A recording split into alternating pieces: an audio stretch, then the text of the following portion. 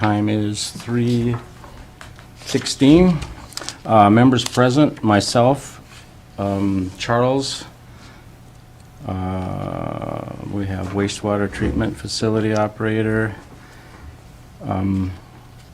Member here, Mike and Shane.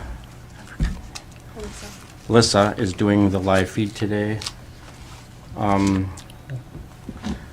Let's see, first thing on the agenda would be approved consent agenda as it's written, items 1 through 3. We have minutes from the previous meeting and the payments report. Charles, do you have anything you want to pull off of? The report was brief and to the point, and I recommend it. There was a lot of payments I noticed, but that was just to wrap up the end of the year, so I mean, there was a lot of... It's 2 months worth now. 2 months worth, yeah. Who's, I guess one thing, who's Neon Link? What's that? Neon Link? Yeah. They do our bills, so they are the ones that process. Once we process our bills and we send them out for printing, they are the ones that send them out. Oh, Yep. So they work on our utility bills to go to our residents. Okay. So if you look at the pattern there, that's 2 months of billing charged, split up between electric, water, and sewer. So oh, I electric see. pays So more. that's why there's 6. Yeah. Huh. Interesting. Okay, so do we have a motion to approve the consent agenda? So moved. Okay, I second that. Motion approved. We'll move on to item D, wastewater facility report. And we have a gentleman from AES, AES, correct? There's a 2 in there too, AE2S. Oh, AE2S. Good okay. afternoon. Sorry. No worries. All right. Thank you. You ready for a slideshow? Sure. Sure, go ahead. All right.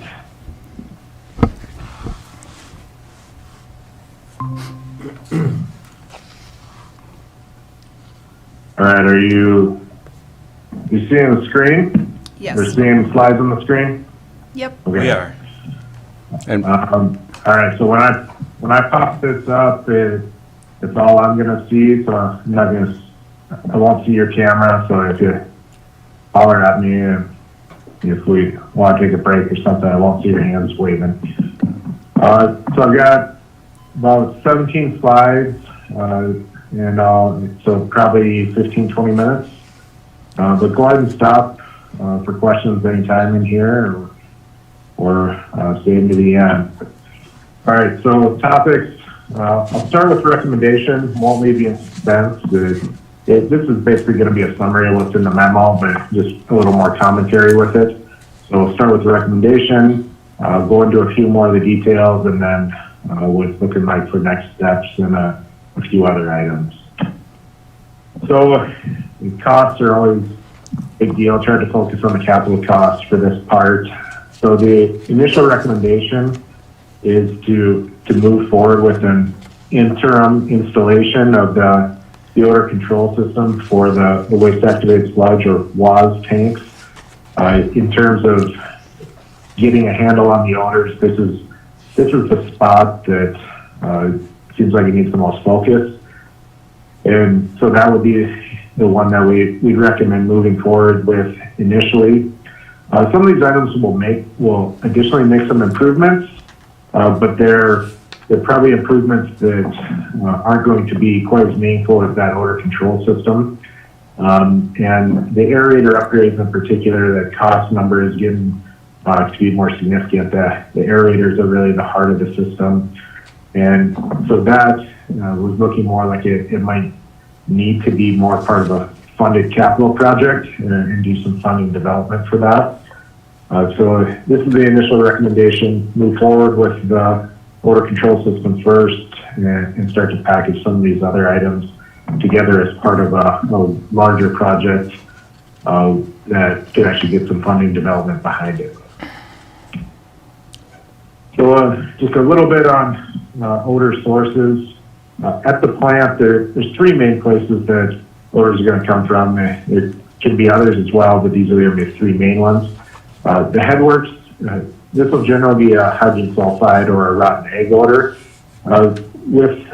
With quite a bit of the collection system being gravity, it's all relative, but this system isn't going to be quite as bad on the headworks of the pre-treatment building as some of the other ones where it's long force mains coming into the plant. So in the future, that might be an area to look at, but some of the other areas need a little more focus first. The next spot would be the oxidation ditch. Typically, when this is running well, it will have what I describe as an earthy odor. It is more like a forest soil or just soil odor that can actually be a good odor. Now that's when there's enough air in there. When there's not sufficient aeration, which is something that has been happening with this system, it can go septic or go anaerobic, and that's where it starts to have problems. Could also be getting hydrogen sulfide there, but that'll be more of a decaying organic smell typically if we are getting some odors from that oxidation ditch. That's also where the solids are being stabilized. So the better we can do at that oxidation ditch, the more it'll help out that water storage tank. So then the other spot, other problem area is that area, the aerated water storage tanks. This can be some hydrogen sulfide, but with that being more of the solids that are in there, we typically get some other decaying organic or even some amines. Those will be you can actually get some fishy smells. It can be some of the other smells that are more associated with nitrogen compounds. So it'll be a little bit different mix of odors coming out of that aerated water storage tank. So there are three main areas, and these improvements relate to those areas. So the odor control system, what it really is it's basically a large-scale granular activated carbon scrubber. There's a fan on there that pulls the air. There'd be some ductwork that connects into those tanks and then pulls that air from the tanks and then pushes it through the granular activated carbon scrubber. There's also an option to add an oxidant layer in with that granular activated carbon that'll actually help even further with some of the potential odor compounds. And so it's getting at that odorous air from the WAS storage. We've got a very similar system that we installed several years ago on Seagull. Similar situation where the neighbors there are about, there are houses, their porch is about 75 yards from those tanks. So probably not even here, probably even a little closer than that, but we do have a basis for this system and it has been working well. This would target the main odor source. It doesn't get at it doesn't prevent odors from forming, but it deals with those odors after they're formed. And where we'd be looking at is a little different graphic than was in the memo, but looking at putting that system, more towards the north part of the site, just to the east of those tanks. All right, waste activated sludge piping. This is a concept that we had to put in some additional piping that would allow us to go straight from those pumps and get it directly into a haul truck. This would avoid odors by not storing the waste activated sludge on site. We'd still be needing to use the waste activated sludge storage tanks, those aerated storage tanks, but we'd be trying, as long as we can get the trucks scheduled appropriately, we're going to be able to keep up with the aeration a little bit better in those tanks by just basically bypassing the tanks and getting the material out of the facility. It is piping modifications and new quick connection. So it is something that I think we still could consider, but it comes down to cost and how much we want to put into it right now. So the majority of this would be in the basement of the building and getting getting some different piping and connections to pumps that are already there, but then adding a new quick connect load out here that could connect to some hose and get it loaded onto a truck. Blower piping improvement. Currently the two tanks that are mainly used for waste activated sludge storage are there's one air pipe that runs out through the yard to get to those two tanks, and so we can do a little bit of adjusting valves to help with the airflow, but that doesn't entirely fix it all. So what I've got is a little bit of a profile view at the bottom just to illustrate if you've got two different water levels and you've got one straw pushing into those. The air splits between the two tanks. What you want is for more of the air to go into the tank that's more full because there's more material here that needs more oxygen delivered. But unfortunately, the diffusers are at the bottom. The air all wants to go to the one with the lower level because it's easier. It's easier path for the air to move into that tank. So it's really working against you that you can't get the air delivered to where you want it to go unless you add some additional air piping to make those independent. So this blower piping improvement would do that to run some additional air piping so that those two pieces could actually be operated independently. We'd be able to split the blowers. So it'd be basically one blower per tank and do that aeration independently. It would improve the aeration, which then reduces the odor potential because you're better able to aerate that material. It didn't like it when I put the laser pointer on. Okay, there we go. So it's just a little bit more graphically, we'd be adding valves and piping, and then some yard piping to actually get out to the tanks. This is schematic instead of spatially oriented, but it would be adding valves and piping. Oxidation ditch improvements. So again, this is getting at the heart of the system. This is really the workhorse of the entire system. And oxygen delivery is what makes this happen to make that biology work. This is the confluence of things that equipment is really getting at or near the end of its useful life. It's got a lot of miles on it, essentially. So when we start talking about the oxidation ditch equipment, it's really going beyond the odor issues. That's one aspect of it. But there's also equipment failure risk. And if one of those aerators goes down, especially in the summer, there is some regulatory compliance risk there as well.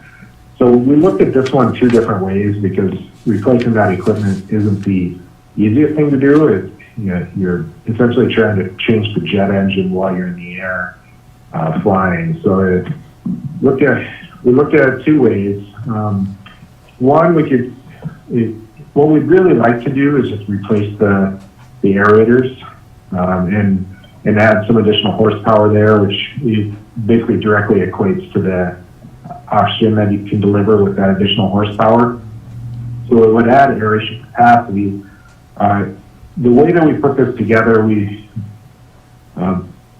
it wasn't easy to try to quantify the actual loads that are needed for a variety of reasons. The horsepowers that are in there they might be a little bit on the high side, but we can also turn these down with the VFDs so that you can only provide as much horsepower as there, but you can also provide a lot less by using the VFDs to turn down that speed. So with that, we would actually also gain redundancy, where even if one of the two aerators, so each of these sides is one aerator system, and even if one went out, we'd be able to maintain that oxygen. So it would actually make a more robust system doing this.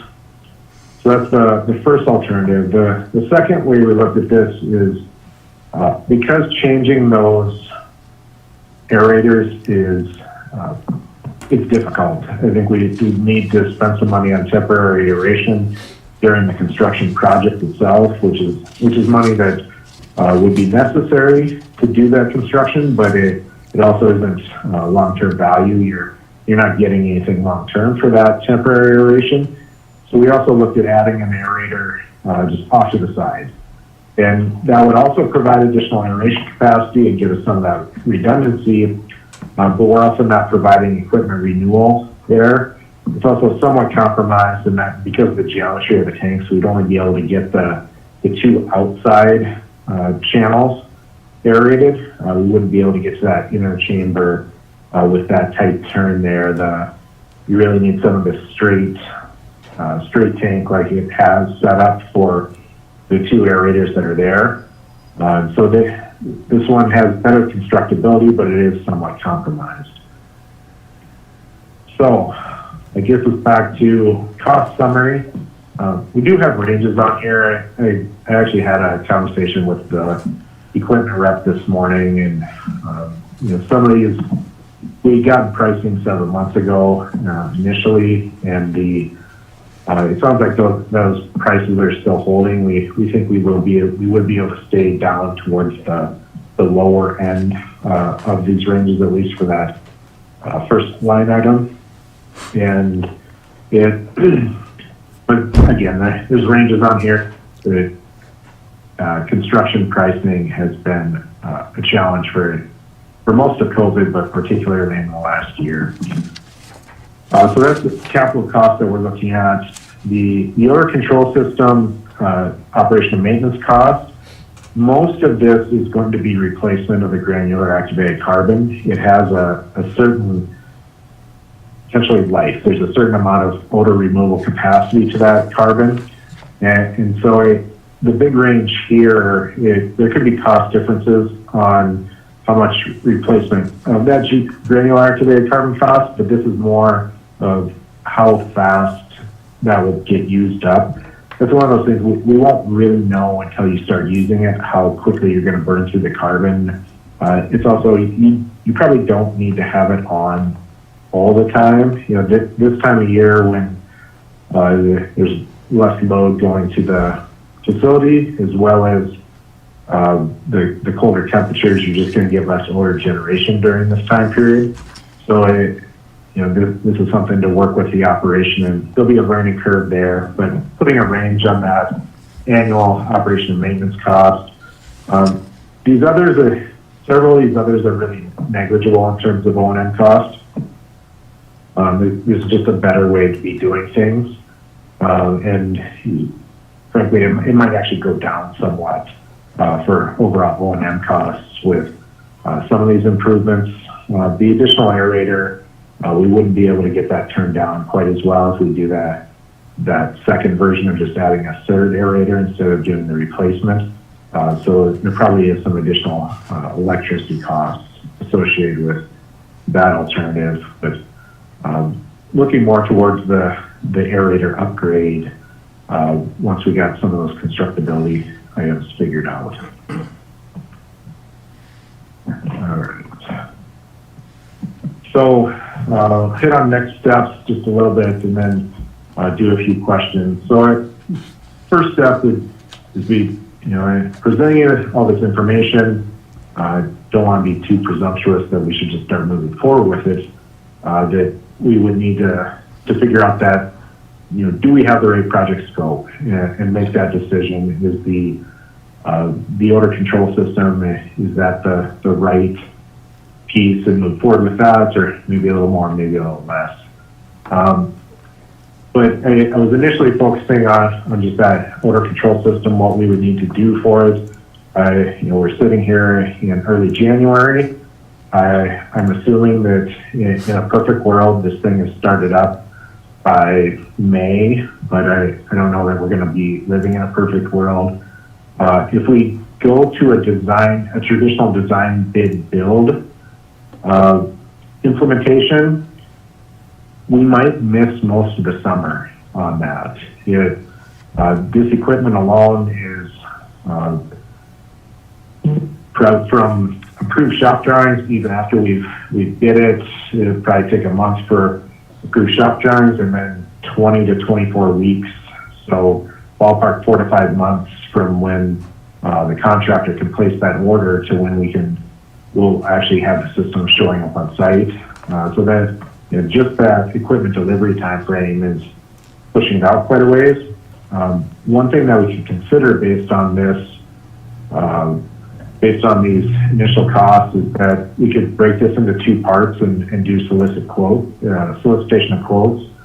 We can go up to $175,000 for a quote. So if we separate the equipment procurement and the actual installation, we could get this done with quotes, and that would help accelerate the process because we'd be able to get that timeline started on the equipment relatively quick and get that equipment coming even while we're finishing up the design. So it's something to consider. It's non-traditional, but it would accelerate the process. Funding development. So this would be for some of the larger items. So the state revolving fund is mostly a loan program. There is some grant potential. It's really loan forgiveness, which loan forgiveness is essentially a grant. So there is some funding there.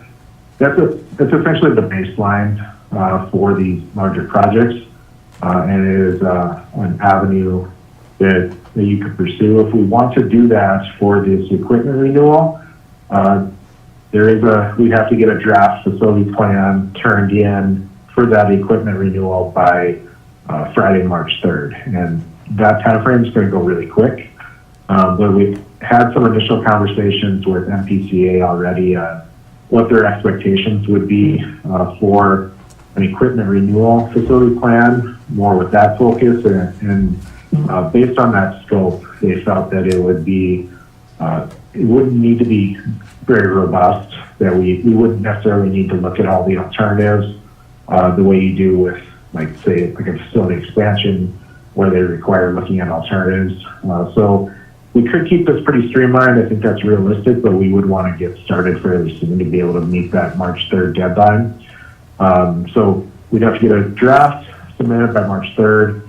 We would also have to get that at probably maybe the April meeting. We'd have to have a public meeting and get it adopted, but that can happen after that initial draft is turned in.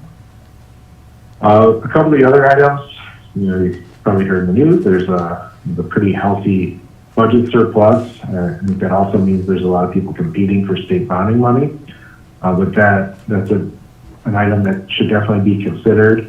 There's also the federal earmark process. We were actually successful getting a number of projects funded. I did mention Otsego earlier, which is one of the projects I worked with. They were just awarded, I believe it was $3.4 million, which is about 80% grant on equipping one of their new water plants, one of their small satellite water plants. So that federal earmark process is coming back after a decade plus of not being a thing, but it's a little bit cloudy in the crystal ball what that'll look like in the next 2 years now after it was starting to happen again over the last couple of years. So there are a few different options for funding. There's also probably some beyond this, but I'd say this would be the top three to consider pursuing for funding development. Also want to mention permitting. This is kind of separate from the main topic here, but it also starts to relate. We need to have a current permit in place in order to be able to do at least that equipment renewal. Probably the initial thought was that adding the odor control system is not part of the actual treatment system. More with that odor focus, it's not, the odor portion is not part of meeting the discharge permit. So MPCA thought that we'd be able to move forward with the odor control system while we are still working under our expired permit. But the other items, they want to get this permit in place. I had talked to the permit writer in November, and at that time they were getting close to starting on this permit. So the variance that The mercury variance is what's going to make it a little bit more complicated, and they're lining up. So they had to line up their variance permit writer, and that should be happening soon. But they're anticipating about a 1-year period for getting that variance worked out and getting that permit renewed, which will be part of what we need to go to some of those next steps. Mike, I think PCA had initially told us that we wouldn't have to submit additional information. That last time I talked with them, after they had dug into it a little bit more, they weren't quite as sure. A little bit vague still, but EPA might want some renewed documentation. So not sure what we'll need there, but we might have to brace for a little bit of paperwork for that variance. But that's a process we'll have to work through.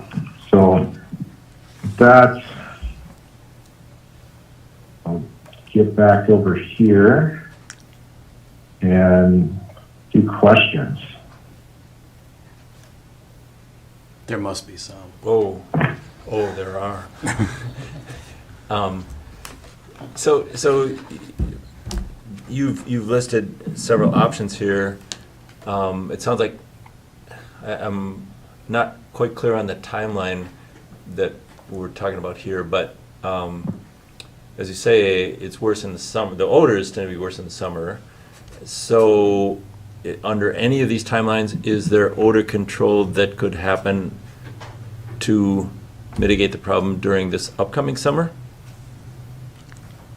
Yeah, I think the only way we're going to be able to get an odor control system in place for this summer is if we start quickly and we start soliciting and we do the route where we solicit quotes and do separate quotes for the equipment and the labor.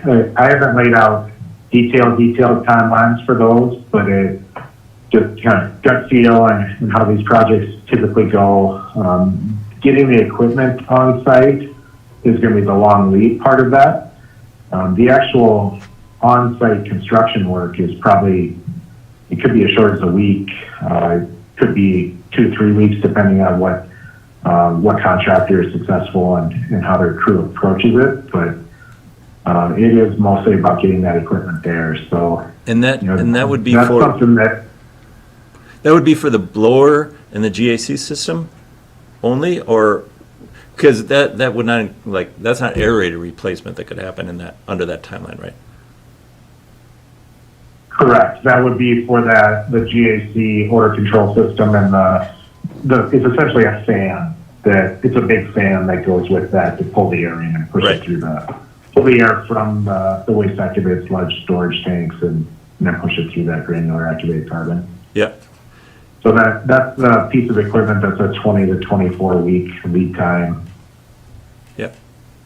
After the shop drawing approval, which in itself is probably another 4 to 6 weeks. So that schedule starts to add up pretty quick. Right. And would that GAC system be necessary if we instead said, okay, well, we think that this aeration issue needs to be solved, and we're going to spend the money and do that right, and have the system with new aerators in place, and they're going to last for another 20 or 30 years. Would the GAC system then be sort of like unnecessary? In other words, would the aeration solving, or working on that, would that pretty well solve the odor problem, do you think, or not? Okay, so I'll give you, with wastewater and odor, there's no silver bullet that'll eliminate all the odors all the time from a wastewater system. I'll just start there, that it's inherent with wastewater that there will be odor sometimes. Doing all the aeration efficiency, or the aeration and the oxygen delivery improvements, like if we did the oxidation ditch, did the waste activated sludge holding tank blower piping improvements, I would see that significantly reducing the number of days that are an odor issue, but it will likely not completely eliminate the odors. So the granular activated carbon system does still have value long-term, because it's like the back end. It's that insurance against, even if some odors are generated, now you can grab them and get them. The systems really work together, that adding additional aeration reduces how much odor is generated, and then the granular activated carbon system grabs whatever is generated within those waste activated sludge storage tanks. And you don't have to operate that continuously, right? I mean, you could, things are starting to smell here, we better flip the switch and turn that on, right? Yep, yeah, the waste activated, like the granular activated carbon system, you can definitely turn that on and off. The biological systems within a wastewater plant, you can't just turn on and off, like those you're growing the biomass and everything. Yep. But the granular activated carbon system, you can, it is as simple as turning the fan on and off. Yep. With the caveat that there is some condensation management that Neil and the crew will have to deal with, and so you don't want to turn it off in the winter if there's condensation in there, but that's something of more learning to live with it. So I would see you likely turning that system off sometime in the fall and then not turning it on again until the spring. Yep. Yeah, it seems like it would be useful to have as a backstop, even if you did all this other work. I said it seems like it would be useful to have the GAC system as a backstop, even if you did all the other work. Right. You will not regret having it. Yeah. So would that be among your recommendations to go ahead with that and then work on the funding for the other systems, hopefully get some money from the state or the feds and be able to approach it that way, a year, 2 years, well, start now, but be able to actually do the installation 2 or 3 years from now when funding has been gotten? Yeah, I mean, that is my recommendation based on it, and that's partly based on some initial discussion with Mike that, especially when you start looking at the aerator improvements, those dollar amounts are getting to the point where it's not just, the money's not just there to move forward with those things. And none of these projects happen without the appropriate funding, so getting the full package together is important. Yeah. And the odor control system is going to be enough of a challenge for us to figure out how to pay for. And it has its own improvements that it brings without doing the other work, and also isn't necessarily related to long-term capital improvements. It's separated enough that it is worth thinking about doing up front. Whereas if we're going to get into the oxidation ditch or any of the other big components of the treatment plant, there's age and other things involved where we might have a broader idea of what needs to get worked on, and it's not all related to odor, as he said. Which means it's quite a bit more expensive. It's designed for a longer term. We've got more time to figure out how to pay for it and what we really want to do. Yeah. Yeah. If the oxidation ditch improvements and the blower improvements, would those, the actual work on those systems, would that happen, I'm guessing, during the winter when the demand is a little down and is that how that works? Just curious. Yeah, so okay, I'll take them one at a time. The two piping improvements, the waste activated sludge piping improvement, most of that could happen in the winter. The portion where the quick connect comes up outside, I think they could do that work in the winter, but might need some heating blankets just for that one spot right where it comes out of the building. But that's something that could happen over the winter. The aerated, separating the air blower discharge piping, that would be easier to do in the summer, but it could also be done in the winter, but again, would probably need a little bit of ground thaw equipment to do it. But that's one that, I think, if you could schedule that one, ideally it would be shoulder seasons, where you're somewhat off peak at least, and trying not to have frozen ground with it. Yeah. But it could be somewhat flexible.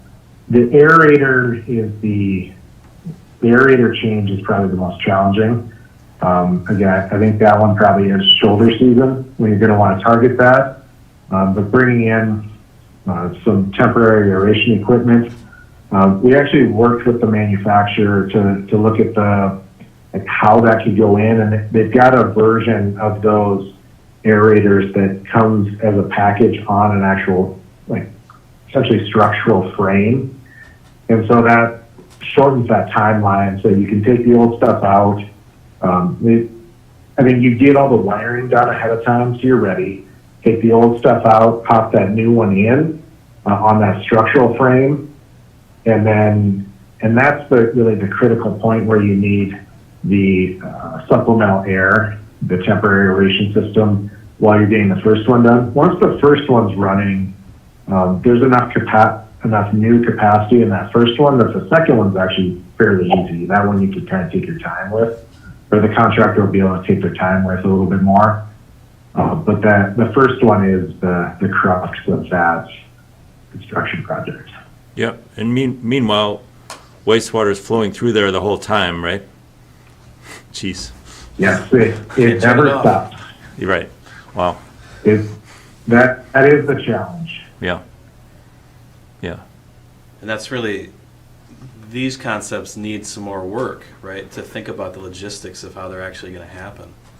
Yeah, but at least if Correct. if we're applying for funding, I mean, we got a couple of years to think about it because the funding's not going to come through right away, right? Right. And we have a good concept to set a direction today, Yeah. and we can direct then AE2S to start working on some of the things that are necessary to get the odor control system in place as quick as possible and to get us in line for funding opportunities. Yeah. And I think that's what we need to do next. Yeah. Just one question that I didn't quite get. The piping, the quick connect system, it doesn't, I mean, just hearing this, and I haven't followed the whole discussion and all the lead up to it, but it doesn't seem like that operation is intermittent, that connecting to those trucks, right? And it doesn't seem like that would be a major source of odors for the plant. And like once in a while. He's talking about actually bypassing the tank, though, like not storing it in the tank, but rather just wasting directly to the truck and having it go out of town. Oh, I see. So you're reducing the amount of storage in the tanks themselves. Right. Just skipping a step. Correct. Yep. So that way there's less material there to be emitting odors. It's kind of the thought, right? Yeah, okay. Right. Yeah, exactly. Just you're asking the aeration system that's in those aerated holding tanks to do less work because there's less organics that even go into the tank because you bypassed Yeah, and get it hauled down to more directly. but you still need the tanks. We can't count on there always being a truck available or Right. always having the ability to I see. haul, or even have a place to haul that's always available. So yes, you still need the tanks. I see. And that one's the easiest one in terms of price, but it's also, I think, the one that probably needs the most conversation yet, because I'm not sure we've nailed down the strategy of how we're going to use it, and there's other things going on with sludge in town that we need to roll Scott in on and have some more conversations about. Yeah, But if we're doing a big project that involves the whole plant, that's a good one to keep on the list. yeah. Just related in a tangential way to this, there's discussion here about the wastes from the brewery, and how those are managed, kind of, and how we accept those and charge for them. Is that also a discussion that's in process? Try to get that figured out better? I'm not sure that we've decided that it's an issue. Oh, really? Yeah. Oh, So okay. it's an issue in some communities with breweries that are a lot bigger than the one we've got. Okay. We haven't really seen any numbers that make us think that they are a problem here. Oh, So, okay. It was just in the initial pages here, it sounded sort of like, yeah, this brewery waste comes in, it's super high BOD, comes in, it's sort of this plug loading, and it's difficult, and yet we're simply charging them standard wastewater prices. yeah, we've had, one of the first steps we did was look around and see, do we have any industrial users that we're not permitting as industrial users? That might be part of the solution. And I think two things. One, we don't necessarily have any numbers to suggest we need to industrially permit anybody else in town. And two, that's not really addressing the issue. It's more about Right. collecting costs. Yeah. And it wouldn't really affect this Yeah, question. understood. It's not an odor Yeah. concern as in itself, but at the same time, as I say, it's sort of tangential. It's like, yeah, maybe we should be taking a look at that. Yeah, the one industrial user permit we have is the one that is the most related to this question, and that's with the G&G septic facility, where we're accepting septic tank and gray water from around the entire county. Yeah. I mean, that is clearly different in scale than any other user we've got, and so they have their own industrial user permit to handle that. Hmm. Mhm.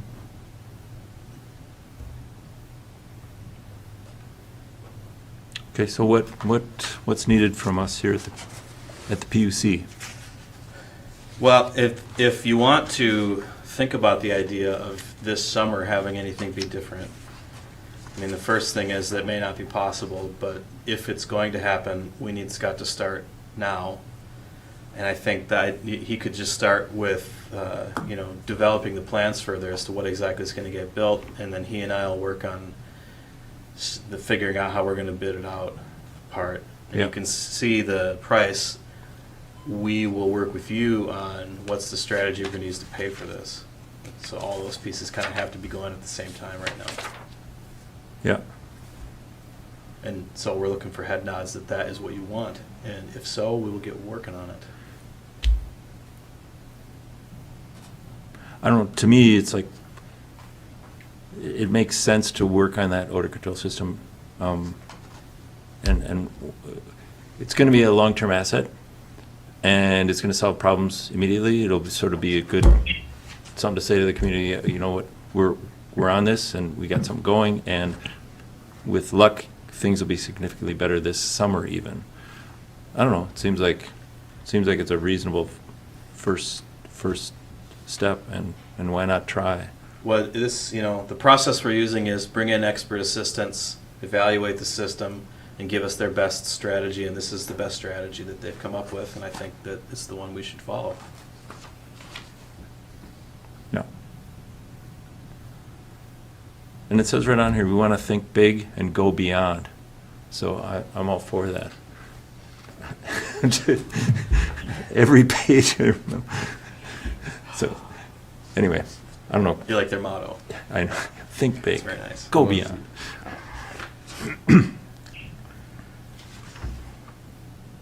And how would we pay for that? To be determined. Bake sale? Yeah, well, everything is paid for the same way, right? We collect rates that pay for all of your operations. The real question is, with this and with Fifth Avenue reconstruction that's going to happen this summer, we're going to need to borrow money, and so we'll need to start that conversation as well about how much we intend to borrow and how much cash we've got. And I'm sure that it doesn't, in the end, it doesn't matter which one we're borrowing for and which one we're paying cash for. We've got $1 million worth of sewer projects to do this year, and we don't have $1 million cash in the sewer fund. And is this also something that, could be paid for through state funding or bonding or something like this? What I've heard about bonding is if you've got a project ready to go next week, you might have a chance to get on the list. This doesn't feel that ready to me. Yeah. We can reach out and ask, I guess. We've got 2 new folks to talk to. But I would expect if we're going to get funding assistance for any of these, it's going to push our timeline. Yeah. Yeah.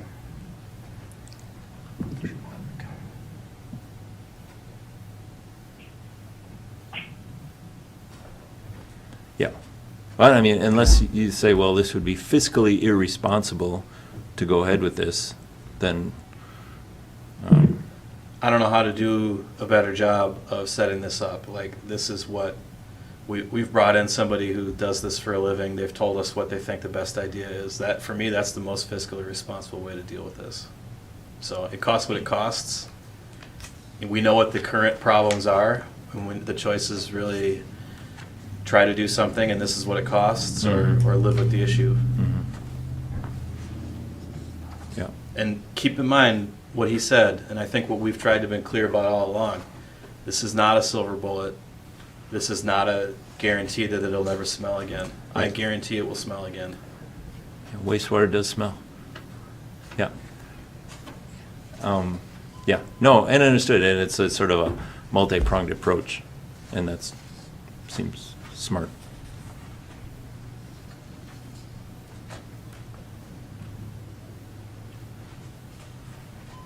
We ready to do it? Yeah, I agree that an odor control system is something that would be the most noticeable thing if this can, I mean, if it works and it actually reduces the issues we've had, people will notice it right away. And then we've done something that, you know. Yeah, the I know unfortunate part that's- is that they won't notice it if we do it right. Right. Well, they'll notice it if we don't do anything, that's for sure, I know that. So Yeah. I'm just, you know, and nothing's perfect, I understand that. But we also need to look into the future of the other problems we have with the system, that fact that it's old, the fact that some of the upgrades that he's talked about here are the area upgrade, and, you know, that type of stuff is we're talking $1 million on some of this stuff. So I think in the future, we need to also, you know, look into implementing those things, because we need to. I don't know what our deal is with the MPCA right now. I think we're on a extended permit, is that what we're on? Well, our permit is expired. It's expired. It's but- been expired for a number of years. Yeah, And we're in process of getting it renewed. And really, part of his memo, we started this conversation 5 years ago. yeah, And really, then odor control was the focus, but it was also, let's take a look long-term at the plant right. and its capital improvement needs. And then with the mercury limits becoming an issue, it didn't make any sense to continue thinking about plant improvements if we weren't sure how that was going to be addressed. And now we have a much better idea of how that's going to be addressed, so Yeah, we can move forward. the steps that we need to take, and this would be kind of a first step. Well, we do think that just making sure that the plant works as effectively as it can is our best strategy right now. I think the other part of it is not in the plant, it's in the collection system in town to make sure that that's as tight as it can be. And, you know, that's what we'll be working on. Is that already in process? That, like, I&I evaluations throughout the city? Constant. I mean, we've made some really significant improvements in I&I in the past 15 years with, you know, the whole downtown is new. Right. The Highway 61 system is new. 2nd Street is new. The gun front and everything above it is new. 1st, 2nd, and 3rd Avenues are new. There's some work that was done in the park to clean some of that up. So a lot of our system has been replaced and is in great shape, and there's a lot of it left that's built in the 30s and 40s Yeah. and still needs to get fixed. Yeah. 5th Avenue is going to make a difference. A lot of that's old clay pipe. But there's still First Street and, from the library all the way to the end. That's kind of our next big That's our next one. replacement project that we'll be working on, and a lot of that stuff is old. Yeah. And needs to get fixed. Yeah. Have the improvements been noticeable at the plant? I mean, Yeah, yeah? yes, there's a bit less water coming in, Less water coming in. Good. which strengthens the solids that come in. But Yep. there's good and bad to everything. Right.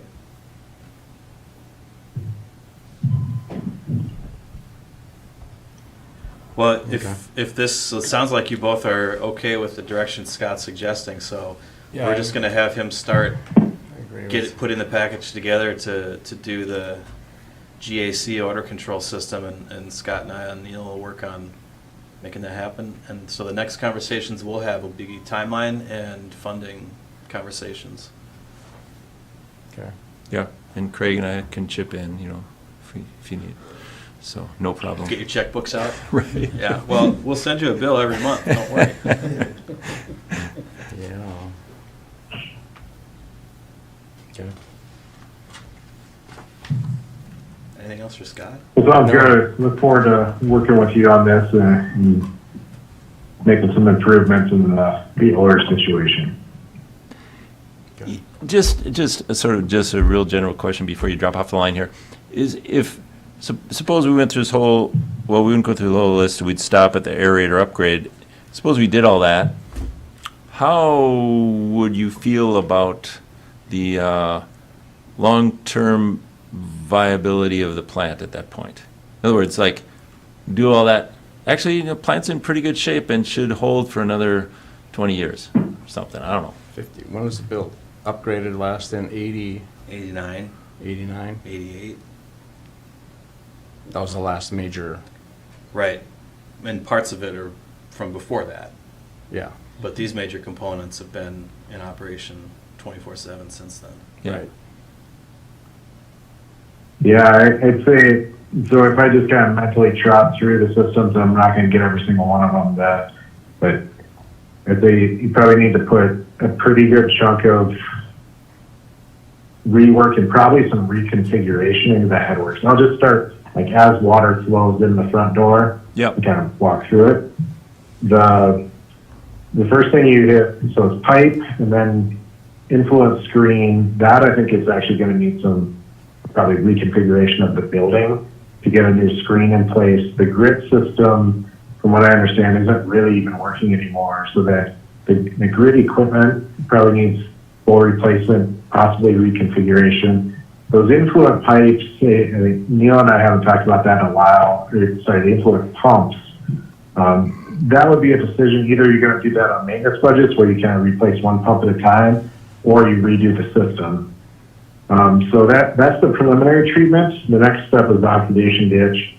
What we were focusing on here is more the odor aspect, where you replace the aerators and renew that equipment.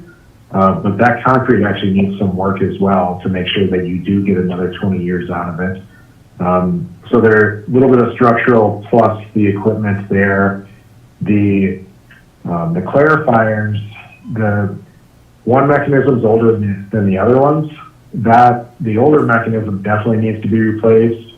The one that's less old, it probably needs to be evaluated. That's maybe not, whether that would get to, I don't know that you're going to get another 20 years out of that, but if it's got another 10 years left in it, do you get that last 10 years? I don't know that 10 years is the right number off the top of my head, but it's for sure one of the clarifiers, then maybe on the other. The UV system, last time I looked at it, it was pretty good, but that's been a little while.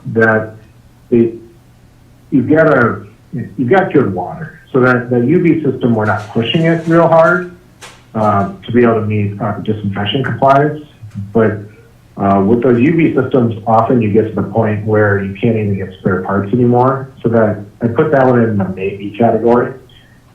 So that's basically the full liquid train. The other aspect is the and, check the buildings, things like roofs and just the structure of the building, make sure that that's in decent shape. And then the electrical systems, the control system probably needs a redo, and just a more modern control system that'll allow the operators to continue. The control system is really a force multiplier that if you can be doing some remote control, it actually allows you to, it's a pretty thin staff already, and part of that is inherent in small community. There's just a baseline number of people that you need. And so it's relatively thin staff, and that would allow them to go work off site while kind of keeping a virtual eye on the system. So SCADA system probably needs to get redone. The blowers would be similar to the pumps that, do you run them until they actually need to be replaced, or do you be a little more proactive with that replacement? I think that could be a conversation.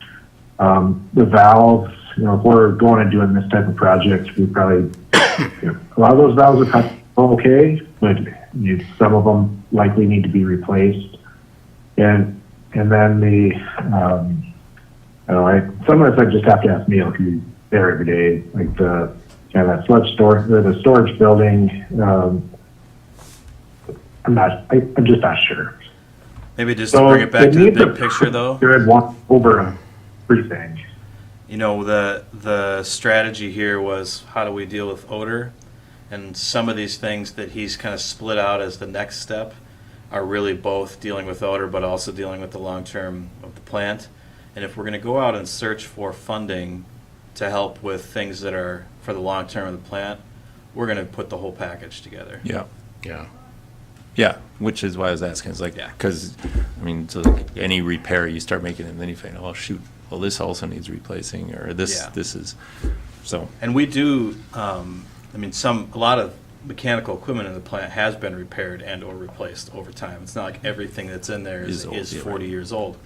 But if you're going to end up doing a big chunk of work and you're going to need to borrow money and you're going to go ask for funding, the strategy for sure is to just make sure we're comprehensive in thinking about what needs to get done. Yeah, and ideally you're doing work that sort of matches up, like maybe, I don't know, maybe you work on the concrete of the ditches, or when you're putting in the aerators. I don't know if that makes sense or not. That's the kind of stuff where we don't really know what's the best way to approach it yet, but we just know that we've got a pretty good list. He went through it pretty good for you, but there's also, we have a pretty good idea what we want to address. Yeah, well, but what's clear is that this is by no means the end of the story. It's not. So look at the cost considerations that he's shown you for a couple of items, and just think that he's probably, quadrupled it with that conversation, and potentially quite a bit more. Yeah. The bigger renewal project will definitely be 7 figures. I'm just not sure how many of those 7 figures. Right. Yeah. And if it takes us long enough to get there, it might be 8. Yeah.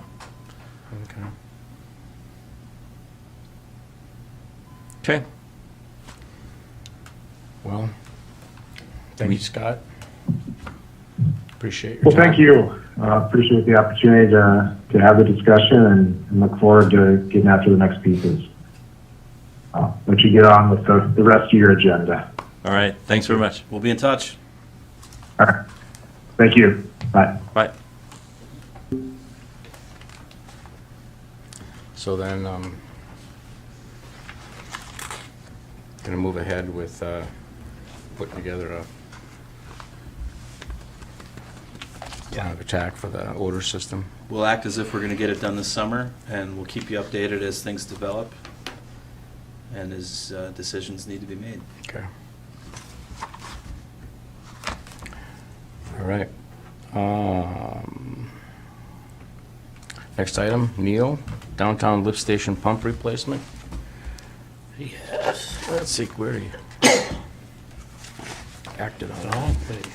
This is more of a I think we're already, kind of keeping you up to speed on what's going on, kind of Yeah, deal. Yeah. it's an equipment Last Go ahead. spring, a pump died. mhm. Age wore out. We got a the company we were working with provided us with a spare pump Okay. that they had to replace it for the time being, while we waited a long time for our new pump to get here on a slow boat from Germany.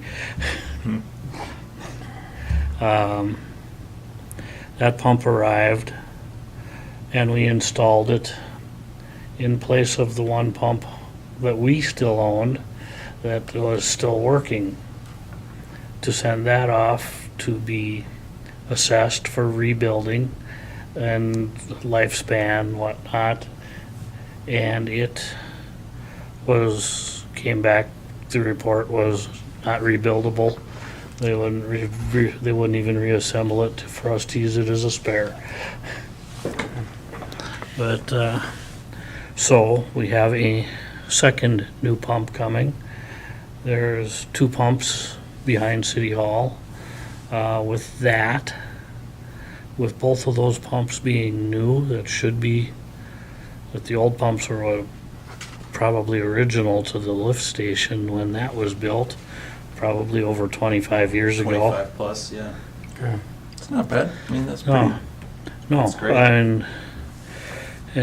yeah, lead time 10 to 12 weeks for receipt of the pump.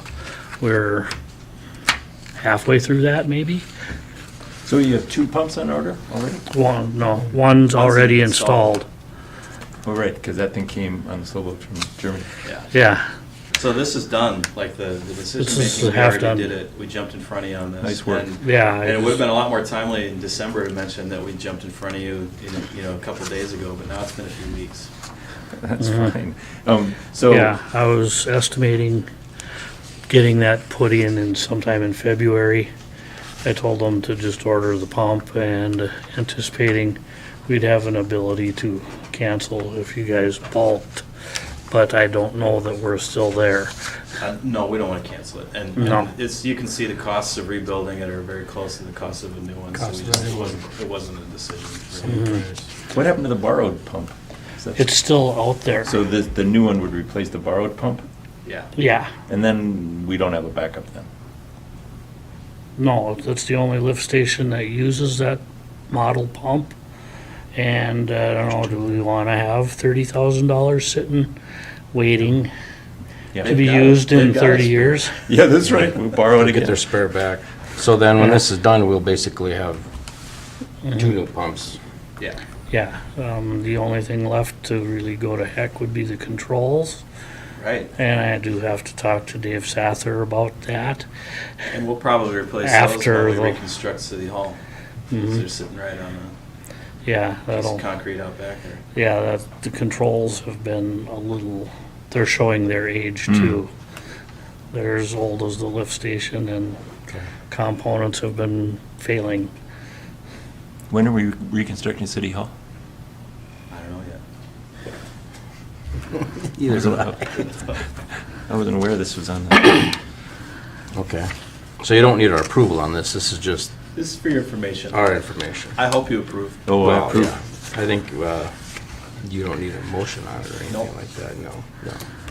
So it's basically upkeep of equipment, which we budget for and we need to do Yep. with our system, so. All right.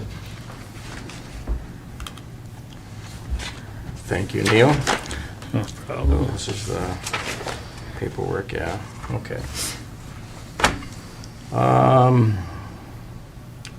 Moving on to item F, load management policy updates. These are the new policy updates for 2023 concerning the rate. Well, these, Or are we, oh wait, no, are we doing the, which one are we doing first?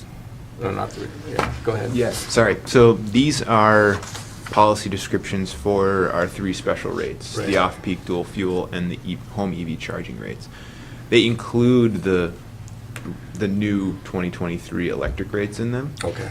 but these are just descriptions of those policies because before now we have not had a description of them. So Mike asked me to put together a description. I actually went to our the company that helps us with solar interconnection, Star Energy Services. They do other utility consulting as well, and they gave me some examples of language used to describe policies, and then we just filled in with the pieces that are relevant to Grand Marais PUC. So these are just descriptions of our 3 policies to have those descriptions on file. If someone asks for them, or if someone wants to sign up for them, we can hand them something that says, here is the description of the rules that qualify you for that rate. Okay. So there's our 3 policies there, and we are just looking for approval, that you approve of those descriptions. So having these on file, so which, basically with each one, you have an off-peak electric heat discount rate, a dual fuel electric heat discount rate, and the last one is the residential electric vehicle charging discount rate. And within those, you will get the program requirements and the program description and what the program rate is for each of them. And these will be,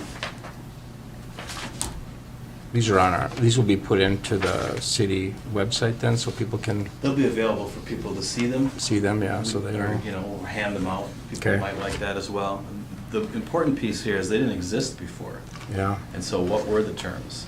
And so for off-peak, for instance, I think it's easiest to describe some of the issues that we've dealt with are what is adequate storage and who determines that? And what sort of system do they need to have to qualify for that? And some folks have, a slab that they think is enough adequate storage, and it wasn't really clear as to whether or not it is. And now we're Mhm. telling them, well, it needs to be able to provide heat for this many hours. 16 hours. And it's up to you to decide, is that adequate or not? But this is how we're gonna operate it. So you can tell your contractors, this is how we're gonna operate it. And that wasn't a document, a policy document that had been adopted by the Utilities Commission in the past, and now it is. Nice. So as a policy document, you can change this whenever you want. If we decide there are issues with this where we need to change the hours of operation or the number of hours or any other components of it, then we'll bring it back for discussion. Yep. Is the on-peak, I was looking at the residential electric vehicle charging discount rate, is the on-peak, is that 31 cents per kilowatt hour, is that just standard what everybody pays anyway? No. It's quite a bit higher. The Oh, I see. standard electric rate I is see. 10. It's 11 cents now, but yeah. I see. So the So idea is we want to discourage shift- people from doing that. We're trying to shift load to our off-peak times. Right. right. As a way for us to keep our peak demand lower, which costs the system less. Yeah, yeah. And also to buy energy when it's less expensive for us to buy. Just ways to pass savings on to the whole customer base. Sure. But rather than have a system where you can't use it during the day to charge your electric vehicle, which of course wouldn't be very, Right. not many people would be interested in that, I don't Right. think. This is, you can use it if you want, but you're gonna pay more because Yeah. we want that to generally Right. be done during. So the go day. ahead and use it, but. Use it if you want, Right. but it costs more. Yeah, yeah. Yeah. Is, and I don't, it's not really that important, but can you just briefly explain the dual Yeah. fuel electric heat? I don't even, like, how does that work? What happens? The dual fuel program, so this is a house that has electric heat, and the utility can control their heat, and then their heating system would switch over to like a propane furnace. They have two ways to heat their house, Yeah, either we've got fuel. two systems. Yeah. Either fuel or propane and electric. Oh, so the idea here is that, So they can use the electricity if they want.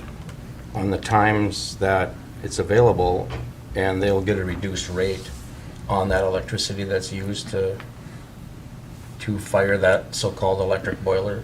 So they're paying 7 cents instead of 11. Right. Yeah, but they're sacrificing when SIMBA tells PUC to shed load, then all of the dual fuel customers, their electric heat appliance gets turned off, and they Right. switch to the propane or whatever is their. Oh, I see. Then their other source of heat would kick in, like their propane furnace or their fuel furnace.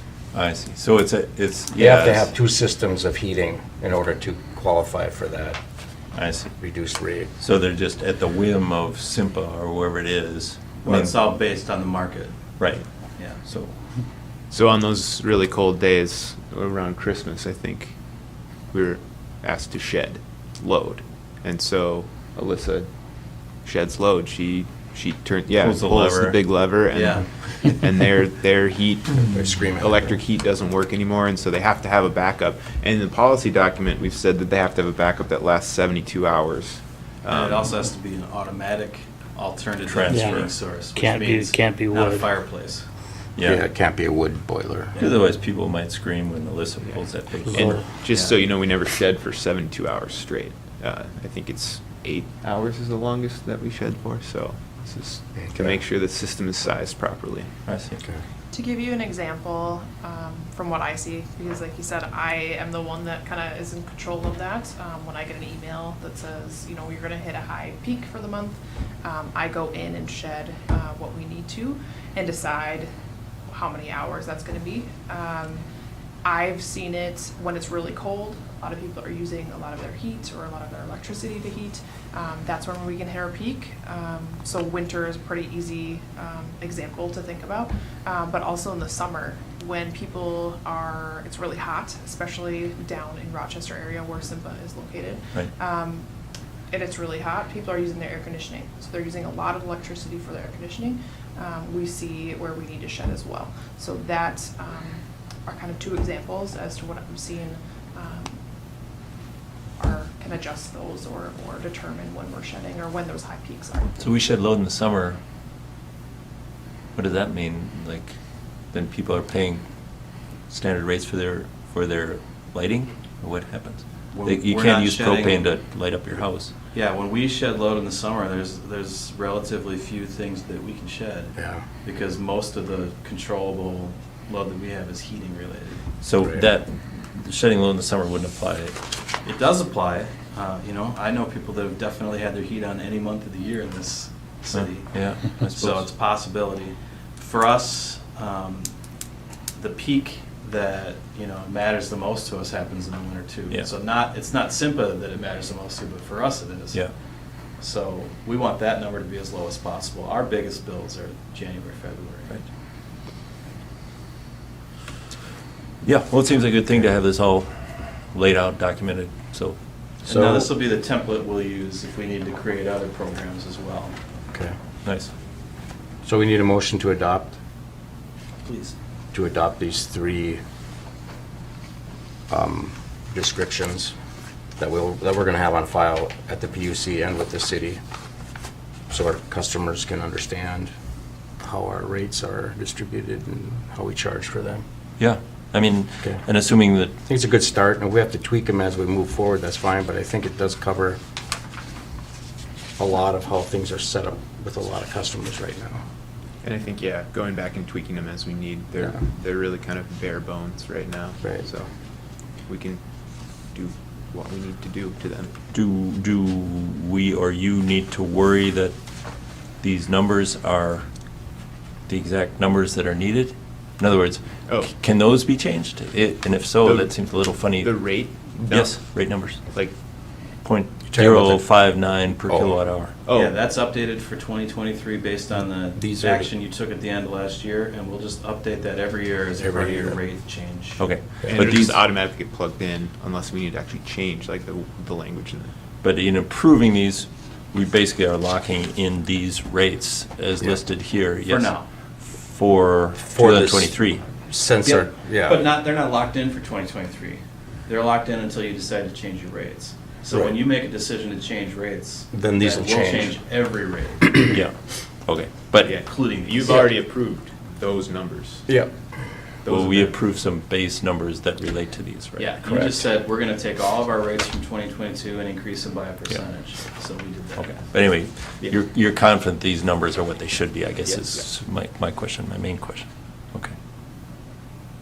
And the times of operation that we set up in here kind of coexist with what we've already been doing. That's what, this is, Yeah. they're not new programs, right? We've No. been operating them for decades. Yes. Right. It's just, this is. I mean, now we have language that describes them, because, And we've told people to provide a meter socket. Now it says provide a meter socket. Right, So right. it's kind of the same thing. It's Yeah. just It now it's helps. written down. Mhm. it helps clarify everything, so. Okay. Nice. So. I move need to a motion. approve. Okay, so Charles makes a motion to approve these. I will second that. All in favor? Aye. Aye. Motion carries. So the new load management policy updates will be put into place. Thank you for doing this, Sean. Shane, I hope, appreciate that. Yeah. This was a good improvement. So the next item on the agenda, I think it's Shane also. We're going Yep. to talk about renewable energy certificates and how those work. Yeah, so renewable energy certificates are ways that people who don't own a renewable energy facility can kind of take advantage of the renewable energy attributes. So currently, somebody can buy a REC from the utility, and they can kind of offset the energy use of their house to be wind energy. And SIMPA lets Grand Marais do this. They don't let all their cities do this. Are we the only city? We might be the last one, yeah. Yeah, because we're so small, we can't like outbuy all their recs. If they opened this up to Rochester, people would because these recs are tracked, and I wrote it in the memo. They're tracked by an organization that's somewhat affiliated with MISO. The SIMPA needs to have renewable energy certificates that they can sell. And if they open it up to, say, Rochester, they probably would have to make some changes about how they sell RECs. So we're small enough that we don't cause a whole lot of Perturbation. yes in the REC market. But people who are buying RECs from the utility are still taking advantage of renewable energy. How, this was what I was saying, I don't Yeah. really get this. So- Even though the so I'm- renewable energy is already, So say I'm a super green-minded Being used. person. I really would love to have solar on my roof, but I can't. It's yeah. shady, or it's too small, or whatever. Yep. So I go and buy a REC from SIMPA at $1.44 per month, or what? Yeah. Okay, So they So have to buy it from us, yeah. and then we buy it from. Oh, okay, but so I buy it from the PUC, and so how does that help me? So the PUC is doing it on a much smaller scale than SIMPA's doing it, but the REC market's actually tracked in megawatts. So every time a wind turbine generates a megawatt of energy, one REC is created. And what SIMPA's doing is selling pieces of that REC to Grand Marais, and Grand Marais is selling pieces of that REC to the customer. So how does it help me to buy that? It's like it says in the memo. You're taking advantage of the social and environmental benefits of renewable energy. So it's like, I believe in wind energy, so damn it, I'm gonna buy this REC. Yeah, And right. it's gonna help promote wind energy in the state or something. Yeah, it means that SIMPA has to have that little piece of that REC accounted for somewhere. And so if you buy a REC and you buy a REC and it puts up another wind turbine essentially. If they want to claim their carbon goals, they need to have the RECs to do that. You can also sell RECs. They could sell their RECs off to, it's a market. So I buy this, basically it makes me feel better, Yeah. which is fine, I'm all for feeling better. Yeah. But it doesn't, there's no return sort of in a. You're not in going to get like a cut of the wind production. Or if I would actually put solar on my roof, there's It's not some a financial payback. return. You're right. No. Right, you get the same kilowatts, you get the same bill. Actually, your bill's higher because we're charging you for the REC. Yeah. But you get to say that I'm you own it. participating, yep. That is your renewable energy, Now, for some places, that's important. For some folks, that's important to be that directly involved in it. And we're just providing that option because we have customers that want it. Yeah, I'm not against it in any way. And if you were a business, you could buy RECs as well and say, this business is Supporting wind energy in the 100% state. renewable energy powered, and here are our RECs. Mhm. And you can't claim that unless you own the RECs. Right. So even if you have, like, the solar, if you sell off your RECs, you can't claim that renewable energy because you sold it to, I mean, yeah, and now we're kind of getting in the weeds in this REC market. But the point is, Grand Marais PUC sells RECs to its customers. And Yeah. we buy them from SIMPA, and SIMPA's increasing the rate of their RECs. And this program has always just kind of passed through the cost to the customer who wants the RECs, and so that cost is going up from $1.44 to $3 in 2023. And so this is asking you to approve that increase. Do we have a lot of rec customers? And I don't know how many we have. We buy like 100 RECs, 100 kilowatts of RECs. so the PUC buys them. and we And have then- customers, about 100. I don't know how many customers, but I see. on the bill that we get from SIMPA, there's 99. So this is or so. $300 worth of recs that we're Yeah. involved with. It's not a huge critical policy consideration. Right. But we thought an opportunity for you to be educated on a No. program that we have. I'm not complaining. It's interesting. Yeah, and there's probably a lot of literature out there you can use to learn more about the rec market. Yeah. And probably some videos too that kind of help you visualize it, because it is a confusing thing to think about. Yeah. It's But you not like see- electricity. You're consuming electricity. You're not really consuming a rec. You're just like claiming it, Right. and it's being produced somewhere else. And all electricity we're consuming, parts and pieces of it are coming from all different types of production. Yeah, it's similar to the grid Some in of it that is way. green, some of it may be nuclear, some of it might still be coal, some of it is wind, some of it is solar. This just tells you that you can claim you want all of it to be, Yeah. even though it, Even though the electrons you're using in your house are probably coming from everywhere. somewhere, wherever is closest, Yeah, really. You can't Right. really do an accounting of it. Yeah, and that's the whole thing with the grid and MISO. And the grid, once an electron goes there, it just goes where it's needed. Right. It's not like, okay, this is a simple electron and it's only going to go to Grand Marais. That's not how it works.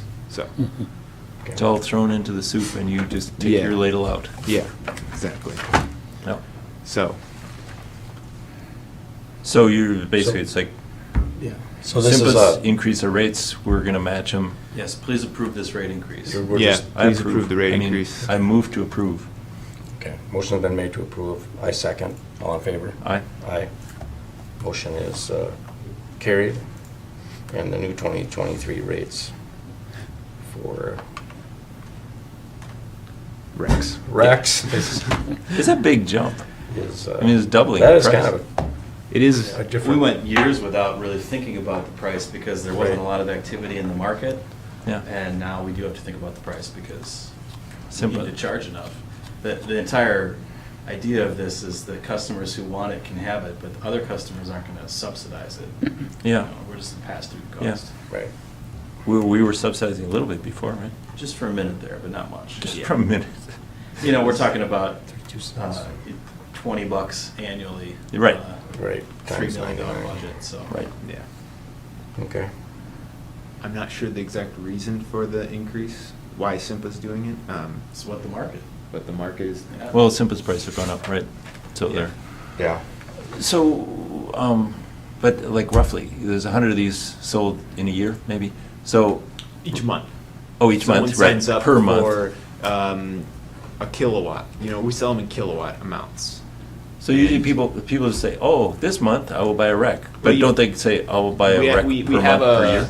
We have a Google form. It's on the website. Yeah. People can contact me through the Google form and say, here's my PUC account number, here's my name and address, and here's how many recs I'd like to buy. And the language on the website says, you know, you can calculate your usage using your PUC bill, and that determines how many recs to like offset your I see. usage I see. in your home.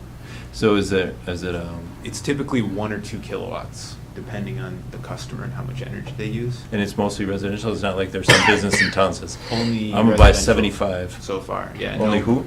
It's only been residential Oh, I customers so see. far. No businesses have Those wanted people need to step up, buy Yeah. a few racks.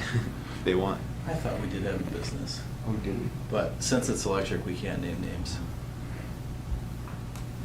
Is that electric is judged to be top secret? It is considered private data. Oh, okay. The last time I looked was the SIMPA bill. This is a line item in the bill, and it was 94 or 90. It was in the 90s of kilowatt, like recs, and they sell it to us in kilowatts. So it was Near units of 100. rec 94 or something like that. I think we're 99. at 100. I looked at it yesterday. We're at 100 now. We're at Okay. 100. No? So we're at 100. Going like hotcakes. Oh, Yeah. boy. So before, the PUC could say, hey, we're supporting wind energy, but now we can't because it's all sold off. Yeah, the PUC can't say that those recs, that the PUC is green. Those people can say that they are. Right, but before, we weren't selling all of them, so we were buying 100 and selling 95, so we were, Well, it gets crazier. Do we own the recs on the solar panels on top of our building? I'm not even sure. I think SIMPA does because of the SIMPA rate owns that it. we are getting paid by them, which is above the typical cost they would have. So I don't think we have recs for the solar panels we even own. And I would say other businesses or folks in town that have solar panels on their roof, that's probably how it works for them too. If they've worked with some sort of third-party vendor, they may or may not own the credit to say that we're green. So it's everybody's got a different angle at this. It's clearly not our strategy, right? Like, we're working with SIMPA to get the entire package of electricity as renewable as possible, as carbon free as possible. So Mhm. that's our strategy, and we're trying to work at a utility scale, but some people want to help out in other smaller ways. That's good. Yeah, I think SIMPA would sell us the recs for our entire usage. I think so. They would be like, yeah, fine, it's just no big deal. We're not doing that because No. it's not the, Because what? Yeah. What would it do? yeah. So anyway, that's a brief discussion in the world of recs. the confusing world of Rex. Yeah. It's kind of like talking about Bitcoin. It is. It's a little bit like talking about Bitcoin. I would say that. You either get it or you don't care about it. Whatever, I don't know. Okay, well, thanks Shane for all that information, and I think this is, anybody else, do you have any other questions on anything? On today's information? I think I've, Okay, then I guess I will call for an adjournment. you moved to adjourn? Yep. You I second the motion. second motion, okay, we are adjourned, thank you. Thanks, everybody.